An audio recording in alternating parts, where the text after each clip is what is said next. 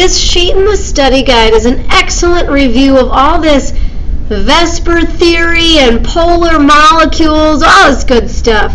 Now, I've gone ahead and drawn the Lewis structures, so if you haven't, you could pause the video at any time, draw the Lewis structures. I'm hoping that's something that's starting to come along for you. And then you could bring it back to get a review of the molecular geometry and the bond type, the polar, non-polar molecule. That's good stuff. If you've already drawn the Lewis structures, here we go. Something like 1 and 4. These are very similar. I draw the Lewis structure. I'm concerned with electron groups around the central atom. Both of these have 4 electron groups around the central atom. These will both be tetrahedrons.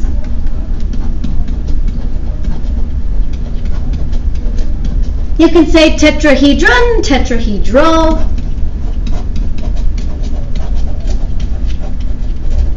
I'll get it. Either way, I know what you're talking about. Okay, so what are they asking me for here? Draw the Lewis structure, check. Determine the molecular geometry, check. Determine the bond type. So that's like asking what type of bond exists between carbon and chlorine. Well, they're both nonmetals, but they're different.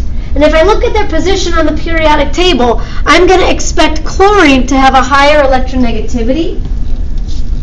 So I'm going to say the carbon-chlorine bond is polar covalent.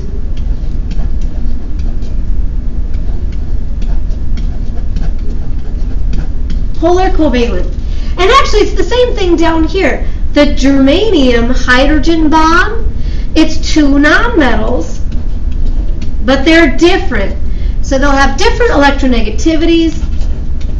Polar covalent.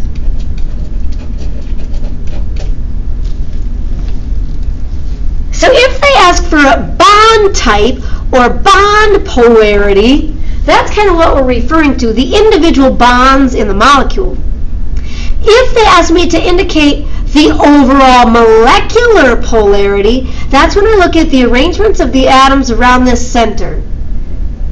A true tetrahedron is always nonpolar. It's a nonpolar molecule. All the atoms are arranged at equal angles around the center. So even though the bonds might be a little polar, those poles from the polar bonds will cancel. And overall, a tetrahedron is a non-polar molecule. Non-polar molecule. The only time that a tetrahedron could be polar is if all 4 atoms around the outside are not the same. So for example, if in number 1 I had one of those chlorines replaced with a fluorine or a hydrogen, that changes the molecule to being polar. Because now it might be poles in equal angles, but they're not equal poles. The electronegativity of the outside atoms needs to be the same. So that again, if it's like a 4-person tug of war, they're pulling in opposite directions, opposite angles, but with an equal force. If I change one of the outer atoms in a tetrahedron, the electronegativities will be different, and so those little poles will not be the same. Number 2 is kind of a funky looking structure. We're really concerned with the shape based on the central atom. That central nitrogen does have 4 groups of electrons, but only 3 groups are bonding around the nitrogen. Nitrogen loves to do that trigonal pyramid. It's based on a tetrahedron where the angles are about the same, but the top spot is not really an atom, it's a lone pair. So that leaves you with this triangular pyramid. It's not flat. There's all kinds of bonds in this molecule. There's bonds between nitrogen and carbon. There's bonds between carbon and hydrogen. They're all nonmetals, so they're all covalent, and they're different. So all of these we would call polar covalent bonds. All of the bonds in the molecule are polar covalent. And then finally, these trigonal pyramids, these are polar molecules. This is a polar molecule because now I do not have poles at equal angles. I'm missing that top spot on the tetrahedron. So I'm picturing this trigonal pyramid, but the top spot is a lone pair. If I had another atom up there, it would be a true tetrahedron where everything is balanced. But these three groups around that center nitrogen are not at equal angles. The trigonal pyramid with the lone pair, that's a polar molecule.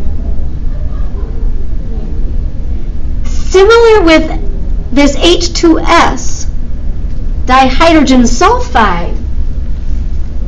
The shape, this is bent.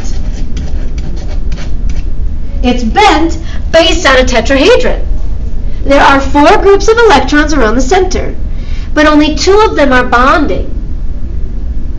So it's going to look like a tetrahedron, but now 2 of those spots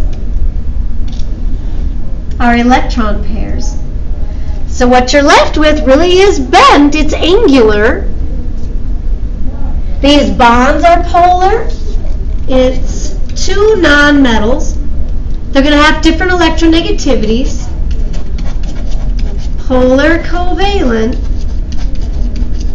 And because they are not arranged evenly around the center, this is another polar molecule. Polar molecule. If it was linear, that would be nonpolar.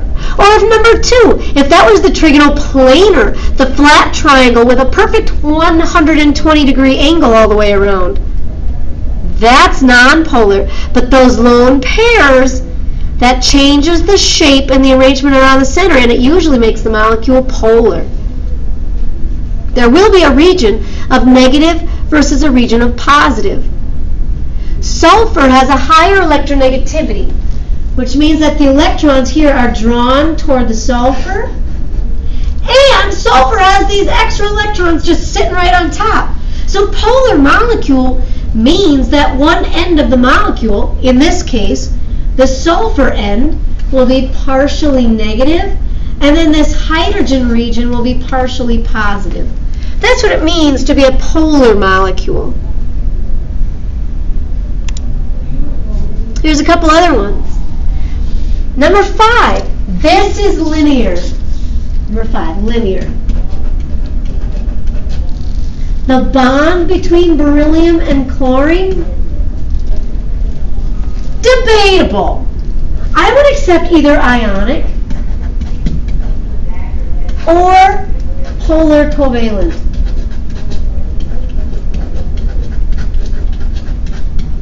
Technically, beryllium is a metal.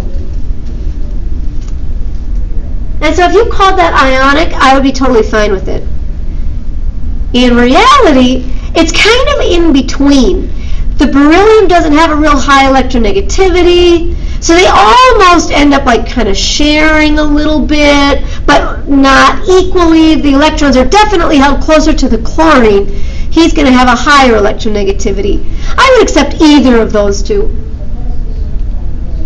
This is a nonpolar molecule. Yikes, so I'm running out of room. Nonpolar molecule. This all, let's see if I can squish it in. That goes up to the beryllium chloride. It's nonpolar because there's a pole in opposite directions with the same force. Chlorine has the higher electronegativity, the electrons are drawn toward chlorine, but they're both chlorine on the outside. If I would change that so that one was chlorine and one was fluorine, now I got a polar molecule. In order to be nonpolar, you have to have equal poles in opposite directions. Same thing will happen with number 6. It's linear. There are 2 electron groups around the center silicone. It doesn't matter that they're double bonds. So they're regions of 4 electrons versus 2 electrons. Electrons are electrons. They're all negative, they all repel. They orient themselves as far apart as possible, linear. It's a linear molecule. The silicone, oopsie, I was doing that in black. The silicone-oxygen bond is polar covalent. They're nonmetals, but they're different. Polar covalent, but it ends up being a nonpolar molecule because they're arranged at equal angles. Oxygen will have a higher electronegativity just based on the trends with the periodic table. There are no extra lone pairs on the center silicone, so it's linear, equal poles, opposite directions, nonpolar. But again, if I did something like silicone, then I made this oxygen, and I changed this to like sulfur, now that's a polar molecule. Oxygen has a higher electronegativity than sulfur, so there would be a net pull for the electrons to be closer to the oxygen, leaving the oxygen region slightly negative, and the sulfur region would actually be a little bit positive because oxygen has a higher electronegativity. That's a polar molecule. That is linear. It's the only exception. Most of the time linear means nonpolar. Number 7, oh boy, where are we going to smush this in? This is your trigonal planar, your flat triangle. The bond between chlorine and boron is polar covalent because they're different nonmetals. And overall, this is a nonpolar molecule. Those 3 chlorine are arranged at perfectly equal angles around the outside. So even though the bonds are polar, it's like a 3-person tug of war. They're pulling at perfect 120-degree angles with the same force. All 3 atoms around the outside are the same electronegativity. They're always going to try to give you something like 7 and 8 next to each other to try to trick you. Their formulas might look similar, but when you draw the Lewis structure, you find that phosphorus has an extra lone pair.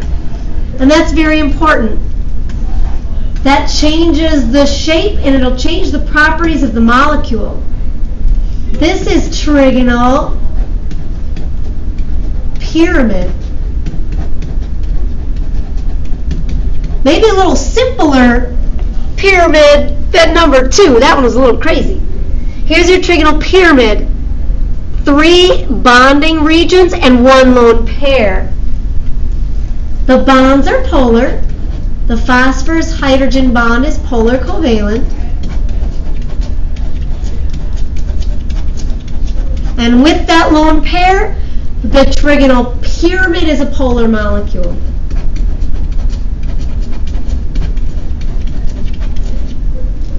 Now these poles are not arranged at equal angles around the outside.